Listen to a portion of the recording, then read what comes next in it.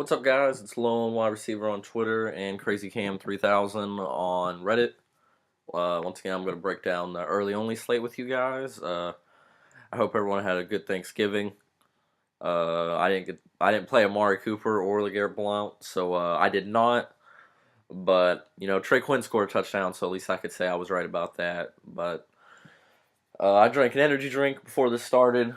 Feeling a little wired, so if I talk a little fast, I apologize. I'm going to try to pay as much attention to it as I can and slow down if need be.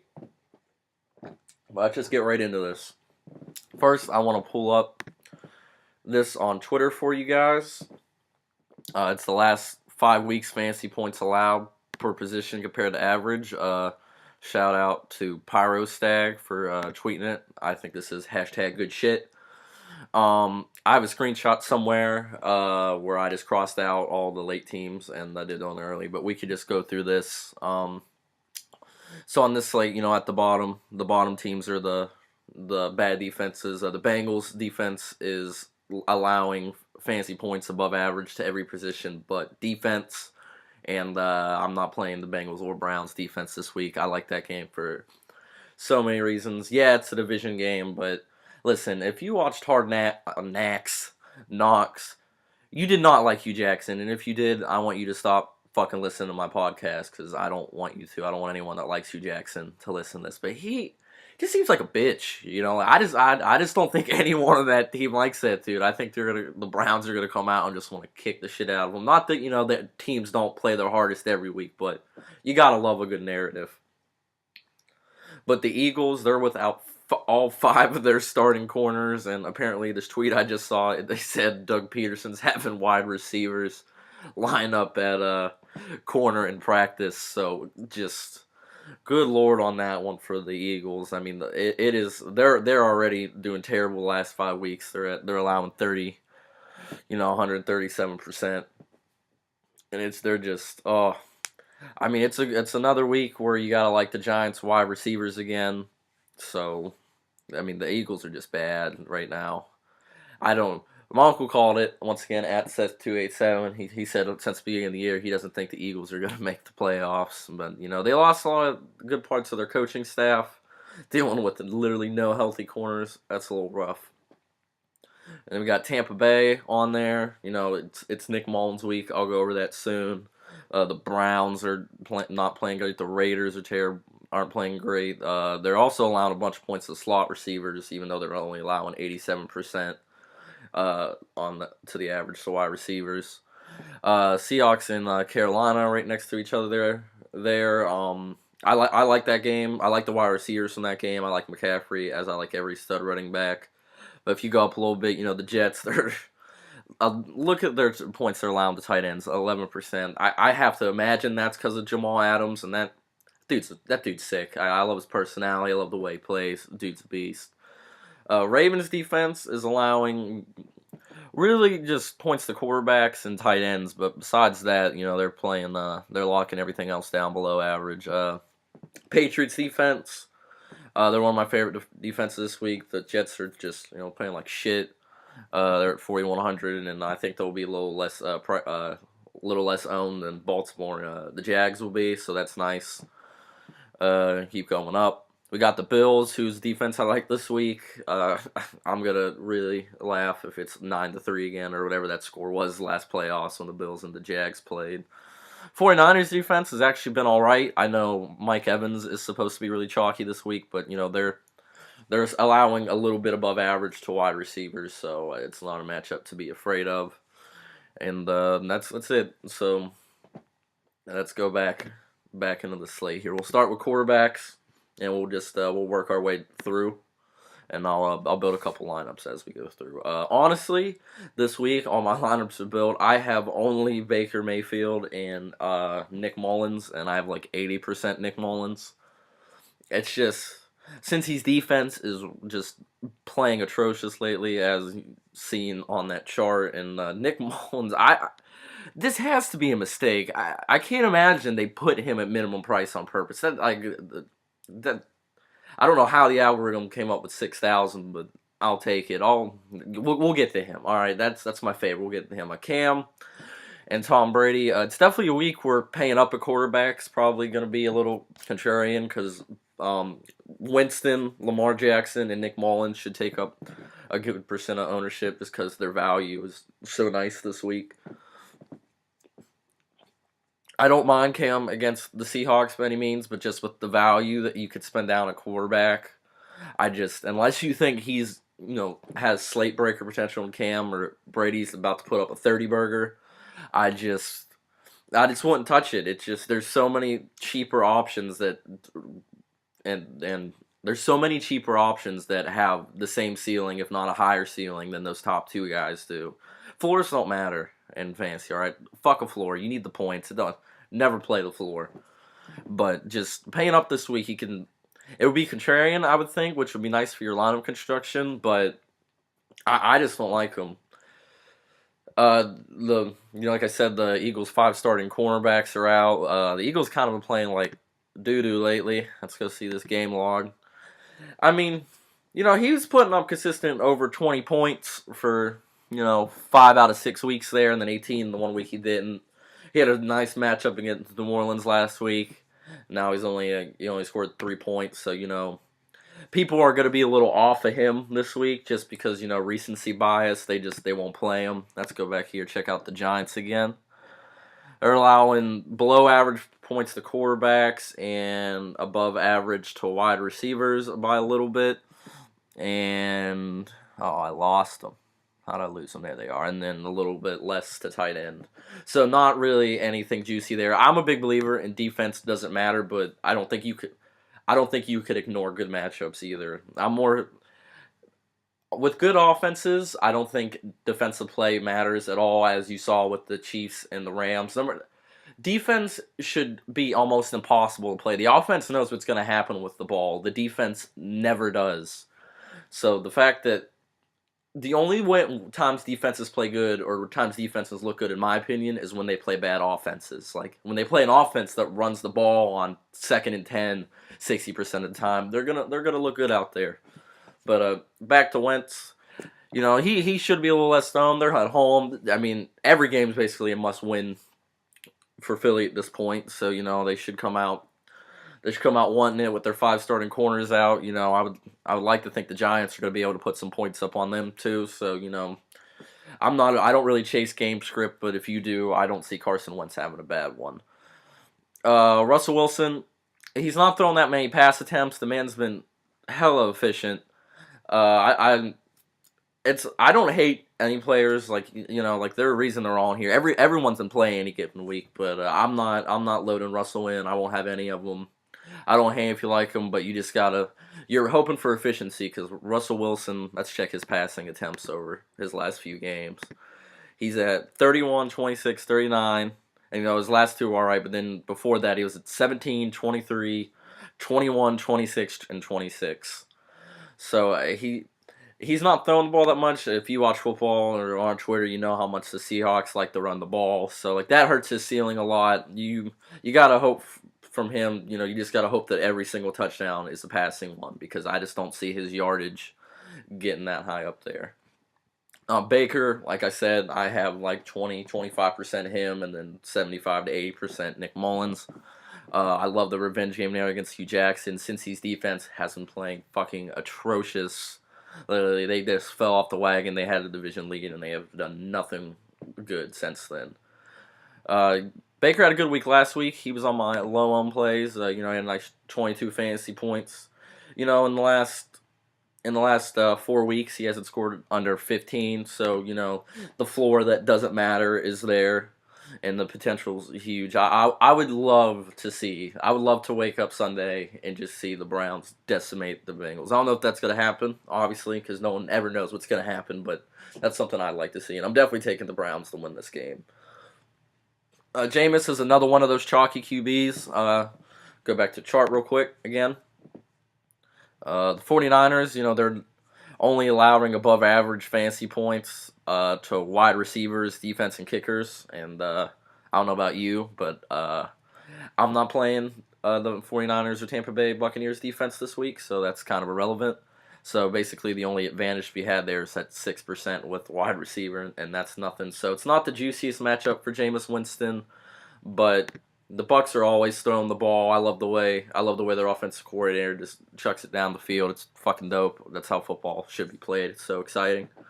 But I don't hate him. He's chalky this week. I like Baker a lot better. I like Lamar Jackson probably better just for the rushing floor. As I don't know why I keep talking about floor when I said it doesn't matter, but Lamar Jackson's gonna get some rushing attempts in there, which is very nice for his ceiling, And then Nick Mullens I like more than all of them. So I don't hate Jameis this week. Playing a quarterback at home. Jameis obviously has something to prove nowadays since they've been alternating starting quarterbacks, and I'd like to see him succeed, but he won't be the cheap quarterback that I'm loaded in. Andy Dalton, the Browns defense isn't playing amazing either. He's been having an all right fantasy year. 19. Ooh, it's a little rough. I mean, he's a little stagnant, but I mean, I don't hate him against the Browns at 7,500.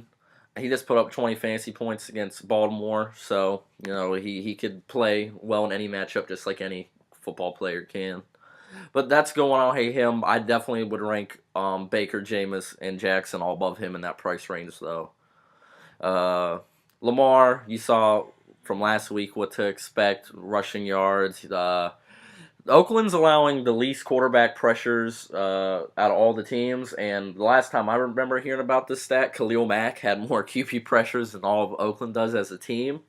So I don't feel like Lamar Jackson. I feel like if there's ever a week that he's going to be able to pass the ball and do all right with it, it would be this week. If they're not going to get pressure on him, there's no reason for him to run. So I would have to think that he's going to throw the ball more this week because they can't. Nowhere on tape were the Bengals, I don't think, prepared for what was going on last week. And Oakland has a week on that. They get to break down what the Ravens did last week. So I have to think they have to change it up a little bit, and I think that would obviously mean throwing the ball since they ran the ball on it was either 75% or 67% of plays last week, and the average is 60% passing plays. So the fact that I know they ran over 60% of the plays, and that's just nuts. So if that goes down a little bit, and Jackson gets to throw the ball a bit more, he's still probably be running if they can mix in a little bit more throws. It's a nice ceiling. There's a reason he's going to be one of the chalkier quarterbacks. It is a good matchup. Ryan Fitzpatrick, I wish he was the starter. I'm not touching Blake Bortles. I don't feel like I need to go over why. That game's a low total. Jacksonville's on the road. Buffalo's defense isn't that bad, and yeah, that's really it. That's not an exciting game, and that's not a game that I think can break the slate either. And if it does, then well. Eli, he had a good week last week. Very, very efficient, if I'm not mistaken, as most good quarterback plays are. Yeah, only one incompletion. I would expect him to have to throw more this week because the Giants got off to a decent lead that they almost blew. So I would think the volume's coming his way a little bit more. Eli Manning is not good, however, and I try not to advocate for playing bad quarterbacks, but with Philly missing 5 of their starting corners, it's hard not to like him. I think Darnold, I'm pretty sure he's not expected to play. I know you don't like Derek Carr against Baltimore's defense, neither do I. I don't like Josh Allen, and let's go to the man, the boy of the week, our fucking boy. Where is he at? Nick fucking Mullens. I don't know how he stayed priced at $6K. I don't know how that happens, but whatever. I'll take it. He only has to score 12 fantasy points to 2x, and that's he threw 2 picks, 1 passing touchdown, and 250 yards, and scored 12. And Tampa Bay's. The Giants' defense is bad, yes, but Tampa Bay's is historically bad, and Kyle Shanahan is also a good play caller. There's so many reasons to like him this week, and he looked good out there. You guys saw him go up against Oakland. He looked good. I'm not gonna call him a good quarterback. That's too early because in Kyle Shanahan's system, I don't feel like it's that hard to look average. But I mean, he's starting against the Tampa Bay Buccaneers, and he's minimum price. I don't really know what else there is to know. It's Nick Mullens' week, and I'll ride or die with that take. I I hope Sunday at 3 p.m. I'm bragging on Twitter about how good of a play he was and not having to be like, well, my process was right. So that's all that matters. Let's switch over to the running backs. So I'm not going to... There's not a lot of analysis that's really needed here, I feel. Barkley is definitely going to be the highest owned one, which is fair. He gets the volume. All these guys get volume. Barkley gets it, McCaffrey gets it, and Fournette gets it. All the guys priced above 8K. Their price is the order that I'd rank them in terms of how much I like them. So Barkley, McCaffrey, then Fournette. I love Nick Chubb this week. I didn't at the beginning, but now seeing how bad Cincy's defense has been, I definitely don't hate that matchup for him. If you're trying to get contrarian, I don't think Duke Johnson is that bad of a play either.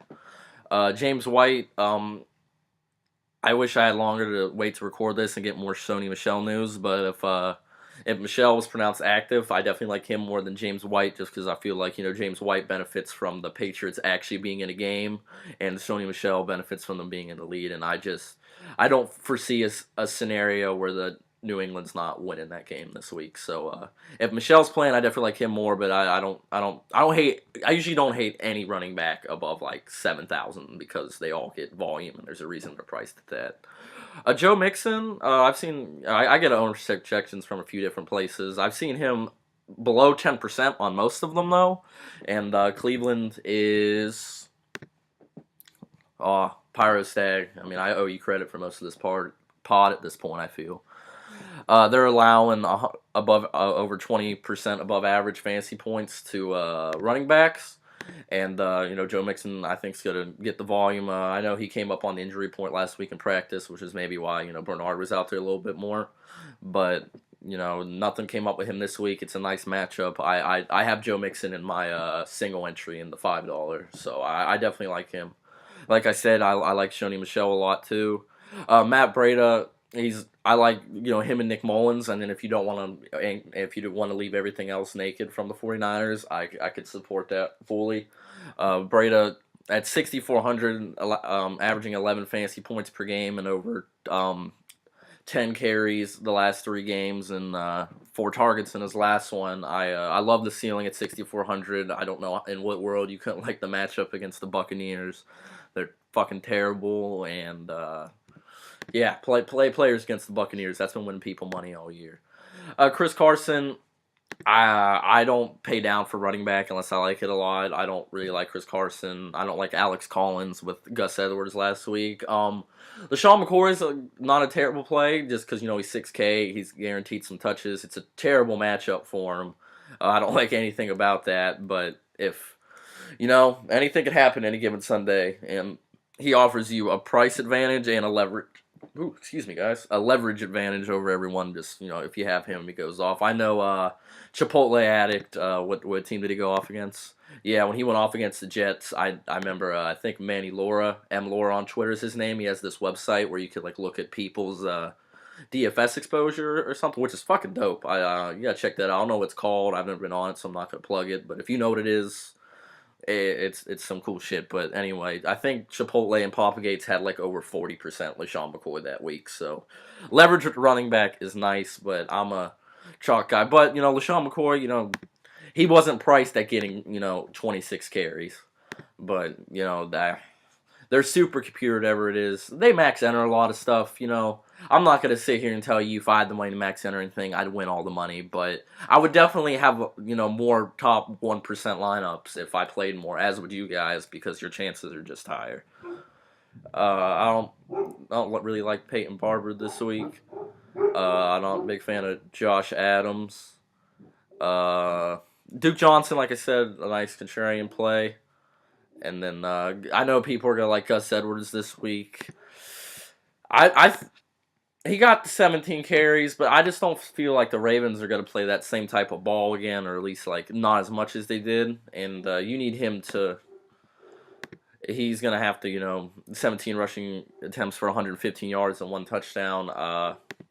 He has a good matchup with the Raiders. Don't get me wrong. I don't really like him this week. I have a little bit of him just because I know other people will, but if I'm paying down at running back, it's just gonna be a Breda because with playing Mullens, I have all the money in the world to pay up everywhere else. But that's gonna do it for my running backs that are in play.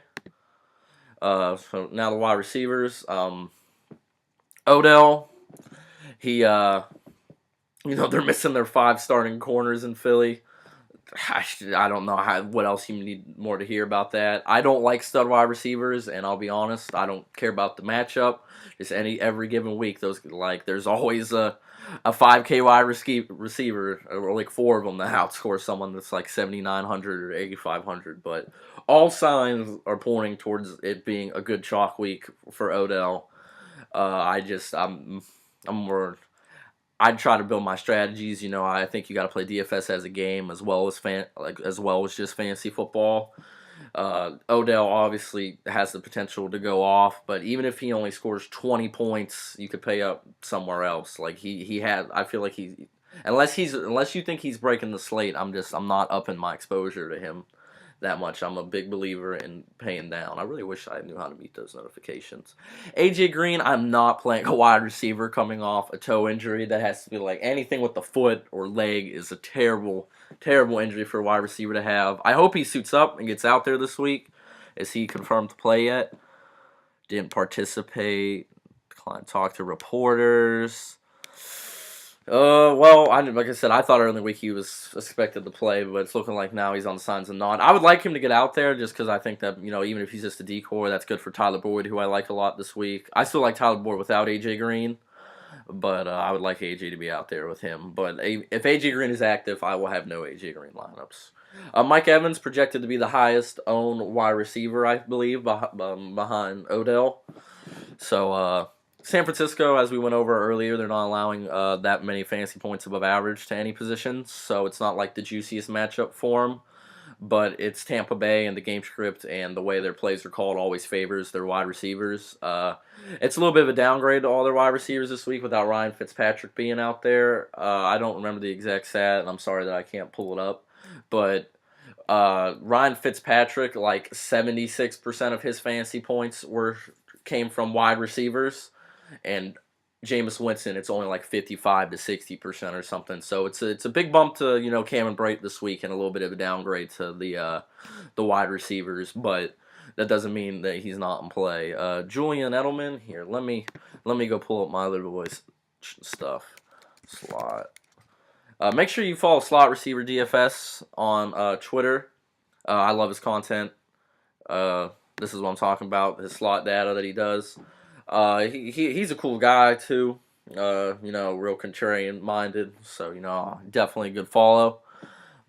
But let me see. Who are we going over? Julian, that's right. The Jets, they're allowing 10 targets a game, 7 receptions a game, 77 yards, and 0.8 touchdowns a game. The slot wide receivers, Edelman's playing this week. With Jamal Adams being out there, I'd have to think that's going to hurt Gronk or Josh Gordon more so than Julian Edelman. Since he'll be playing low on the field. You see what it's like when Tom Brady just gets into Julian Edelman mood. He just feeds them. It definitely could be that type of week. I have a little bit of Julian Edelman, not a lot, because like I said, I don't pay up at wide receiver that often. But it's definitely a good matchup for him this week. I don't think there's any denying that.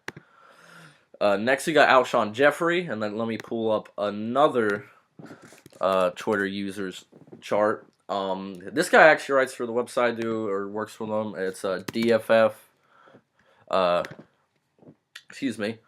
DFF Koala. He's kind of doing what Frisco Josh is with the air yards by low model. If you don't read that on 4for4.com every week, you should. It's good stuff. It's basically, in simpleton terms, it's wide receivers who are playing below average recently for whatever their volume projections or whatever it may be. They're not scoring as many fantasy points as their volume and etc., which show they do. So basically, it's just wide receivers who underperform who are supposed to take a step towards positive regression. But let me find it for you guys. Oh, come on. Oh, I had it somewhere. Oh, I should have been better prepared. I'm blaming you, Koala. But, alright, so This is what he has. You want to look for guys with negative average fantasy points difference.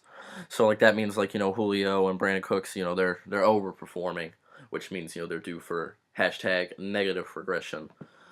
Just on here, Willie Sneed stands out at minus 1.88. Golden Tate, who I don't like this week. Deshaun Jackson, which kind of sucks without Ryan Fitzpatrick in there. Didi Westbrook. Let me go to his media because he tweeted out all the buy low ones and I screenshotted it. And oh, wait a minute, I tweeted it. Hold on, let's go to my Twitter.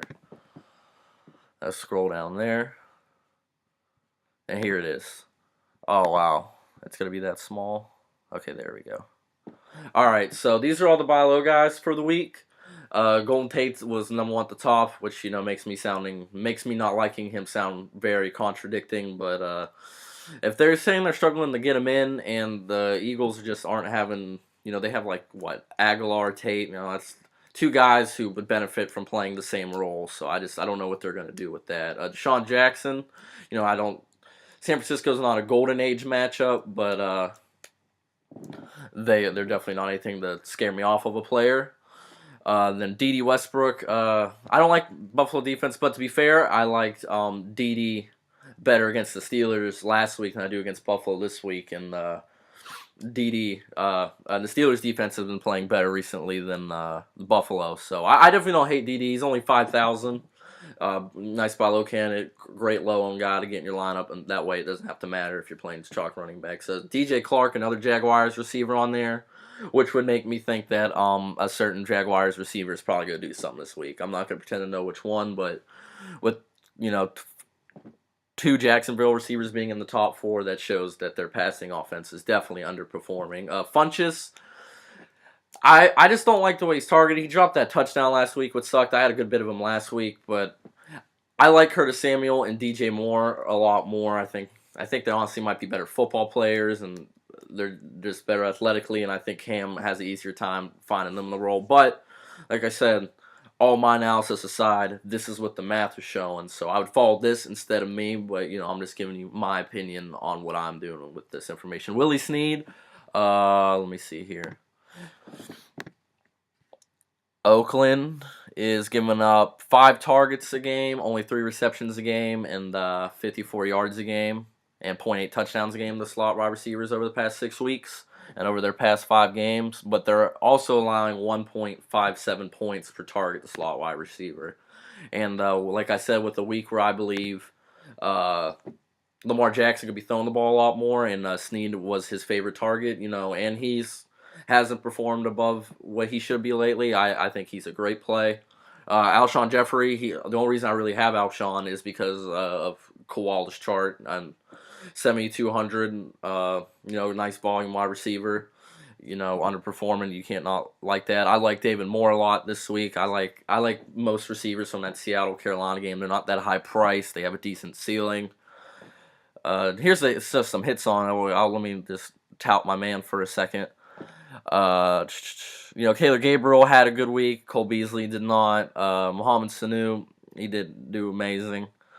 Bruce Ellington had an alright week. Calvin Ridley did good this week. I'm missing someone, I think. That might be it. Alright, that's it. But it hits. And any chart you could use like this is good for your process. I feel anytime you're using math, I'm gonna have a hard time arguing that it's helping you. But Jordan Matthews, if you like the Eagles this week coming off needing to win, I don't mind that play at all. Let's see, Doug Baldwin, he's been questionable all week. I definitely like David Moore and Tyler Lockett more, but as the chart says, he's not a bad play. And Curtis Samuel, I touted him up last week. It was DJ Moore week, but Samuel still did all right. That touchdown catch he made was beautiful. He's scoring at elite pace. He's averaging over 8 fantasy points per game. He's only 5,300. He definitely needs to be on that field more often. So I hope Ron Rivera wises up with that. But I definitely like him a lot this weekend. Now that'll do it for the low for these wide receivers. But shout out to DFF Qual. This is good stuff. He does it for quarterbacks and running backs too.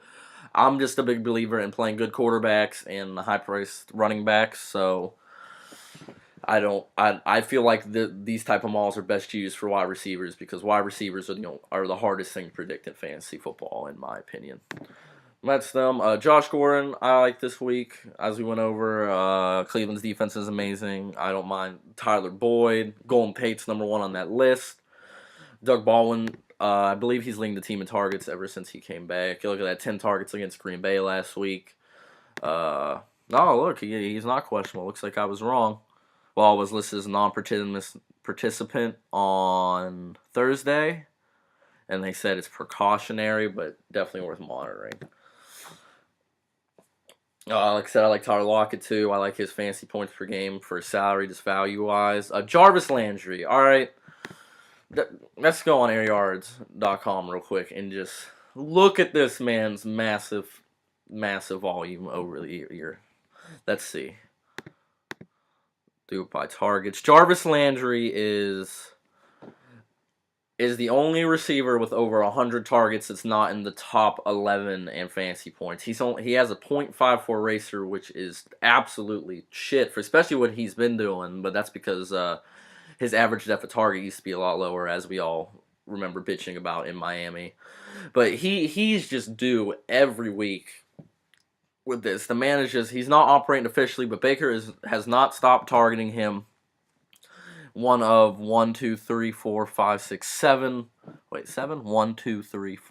wide receivers with over 100 targets this year. The rest of these guys are over 8,000, over 8,000, over 8,000, usually over 8,000, over 8,000, was over 8,000 at one point, and he's 6,100. That is value, and I've seen a lot of touts on Twitter just tweeting about, like, why do I keep playing Jarvis Landry? And, the process is pointing to playing him, and I'm not giving up. It's a good matchup this week for him. I have him in a lot of lineups. He's definitely my highest owned wide receiver. At 6,100, it's just, that's too much volume to not love that play. Deshaun Jackson's questionable. As we went over with him, he's on the buy low list. DJ Moore coming off a good week. I don't like a 5,800 wide receiver who is probably going to be a little bit chalkier this week based off of recency bias. If a player does good, he's more likely to do bad again, in my mind. That's how regression works. So it's not a DJ Moore week for me. It is a David Moore week for me, however. He was on Frisco Josh's buy low model, I believe. He's been getting the targets per game. Carolina's secondary isn't, stellar. So it's a good one for him, especially at 5,800, nice low price guy. John Ross, if you're looking for some low-end guys, same thing with Adam Humphries. At this rate, I'm going to not go over every wide receiver anymore. I'm only going to try to go over the guys who I would consider playing. Funchess, like I said, I don't hate him for because he's on the model, but I definitely like DJ Moore and Curtis Samuel a lot better. I don't like Pierre Garçon this week if he plays. Curtis Samuel, as we went over, I like Willie Sneed this week a lot. Oakland's not great against the slot. And, with Lamar targeting him and Oakland not being able to get pressure on the quarterback, it should be a good week for Willie Sneed, at least the Willie Sneed process. I don't know about his result. Aguilar, I'm not big on. Moncrief is usually on the buy low model. Usually Jacksonville wide receivers are a good place to find value at. That doesn't mean they're necessarily going to go off by any means, but it's a wide receiver group that doesn't have a set stud, and that's a nice place to try to find a low price guy at. John Brown this week at 5,100. I don't know if Lamar is going to be throwing the ball deep, but I'm pretty positive he's going to have the time to this week. So I don't mind that as a part of a John Brown type of process to get him in your lineup. I don't really have any of them, but you have to play things before you see what happens on the football field. Because after it happens on the football field, it's just more people are going to be on it, and you have to be on it for other people are. And I like the process for him. He gets targets deep. Lamar Jackson's going to have time. We'll see how that goes. I don't like any of Buffalo's wide receivers this week. I don't like Chris Hogan, Seth Roberts. I mean, you just pick your poison with an Oakland wide receiver and go nuts with it, but I'm not touching any of them. I like Baltimore's defense, and I'll leave it at that. Like we said, Didi, Marques Goodwin and Kendrick Bourne are two of my favorite low-priced wide receivers on this plate, especially since they go along with Nick Mullens.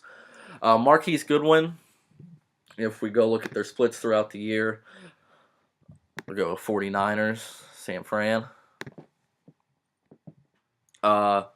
Goodwin is getting the ball about double the depth of target that Kendrick Bourne is down the field, which is, that's a better ceiling for a Marques Goodwin, obviously.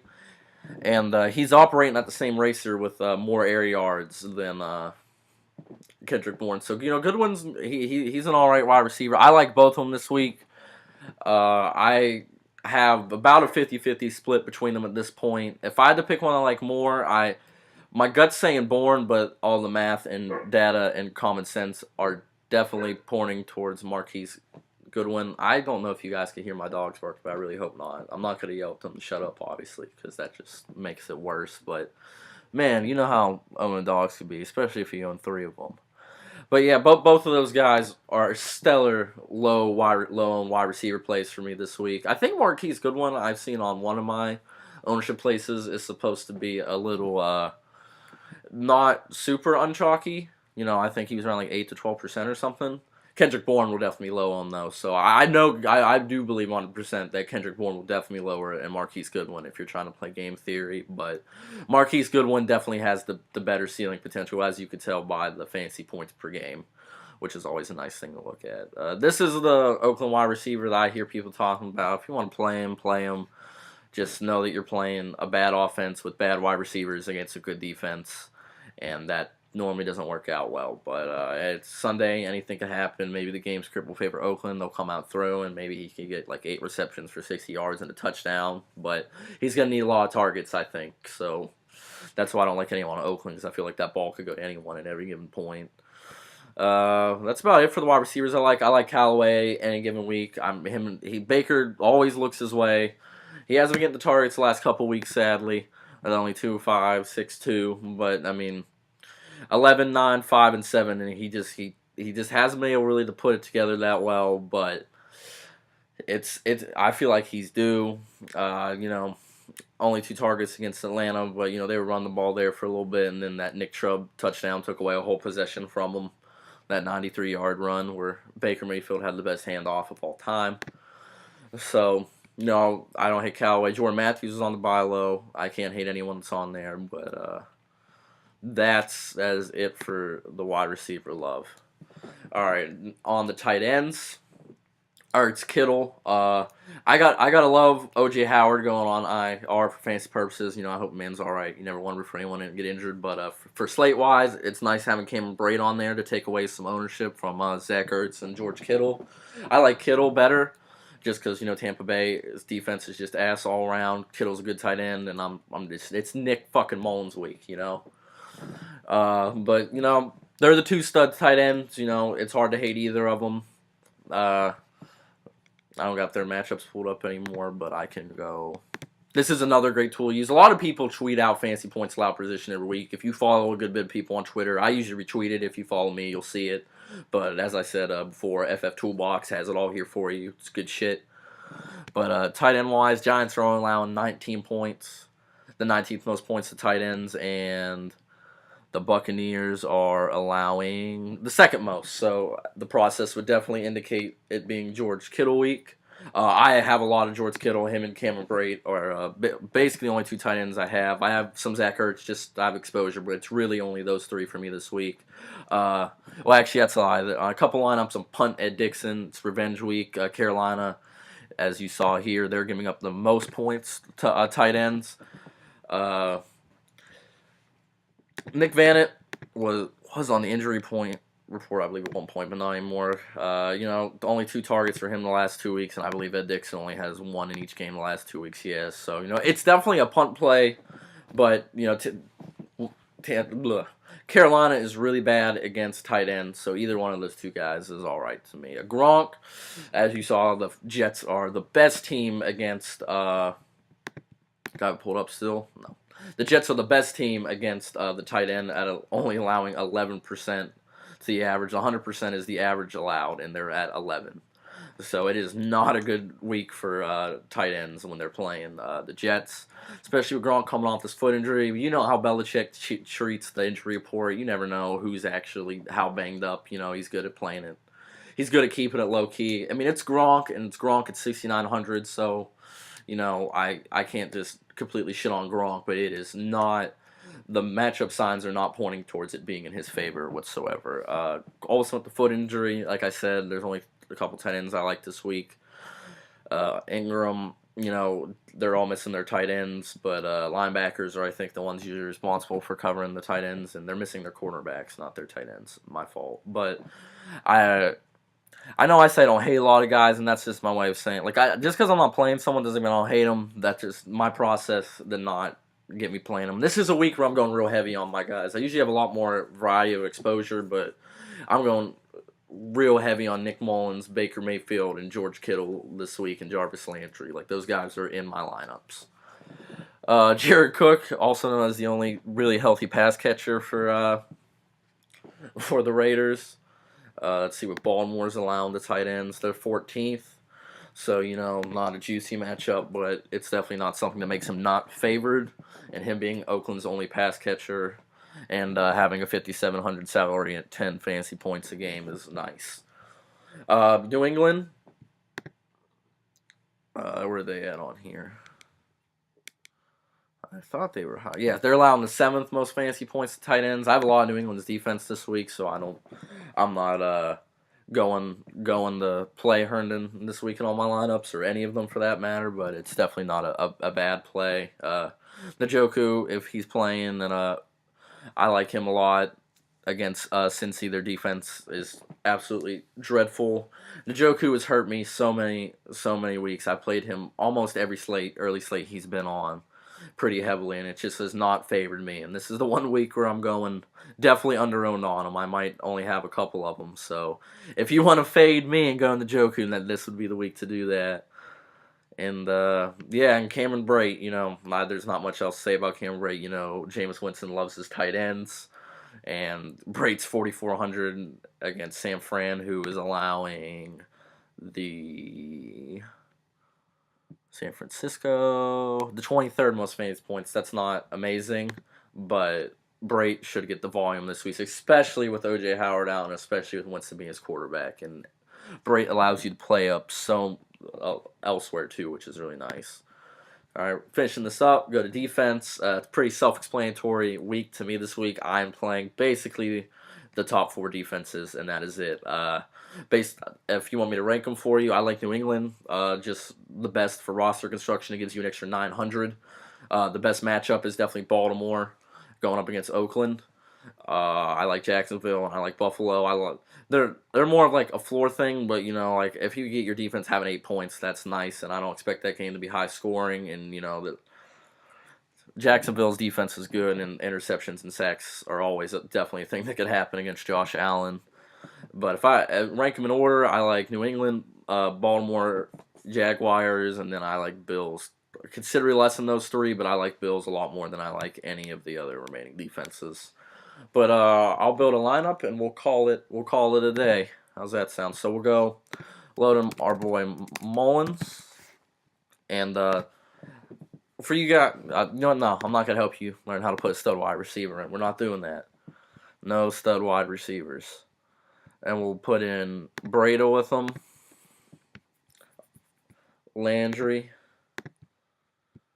New England's defense, and tight end. We'll pay down at Braid on this one. So basically, a lot of my I have a good bit of Breda too. He's definitely one of my higher owned guys. If you load in Mullens, Breda, Landry, Brait, and New England defense, you have 8,000 left to spend on your running back, 2 other wide receivers, and your flex. So that means you could easily just throw in Barkley, McCaffrey, and that leaves us with 7,800. And if you guys are looking for, I'll be nice, and I know you guys are like Odell. I don't expect you to believe my no stud wide receiver thing, but they never go off when they're supposed to not all, never, but it's just so high variance, and then you don't want to spend $8,500 on high variance in my opinion. But with the core of Mullens, Mullens, Landry, Brait, and New England's defense, you could fit in Barkley, Breda, Tyler Boyd, Odell, and Christian McCaffrey. So it's not a hard week to get your studs in by any means, which is always a good thing. And I'm looking forward to this early-only slate. I think it's going to be a good Sunday. I'm real excited to see Nick Mullens out there. And all right, I think that's going to do it for me. I hope you guys enjoyed. I really enjoy doing these. I appreciate all the listens. Shout out to Dynasty Football Factory for letting me upload it on there. That's where I write for. You can find all my stuff there. You can also find a lot of good redraft content on there, Dynasty content, IDP content. It's just not stuff I play, so you won't hear me talk about it, but that doesn't mean that's not good content. They have waiver wire snipes, bunch of good stuff over there. But that's going to do it for me. This is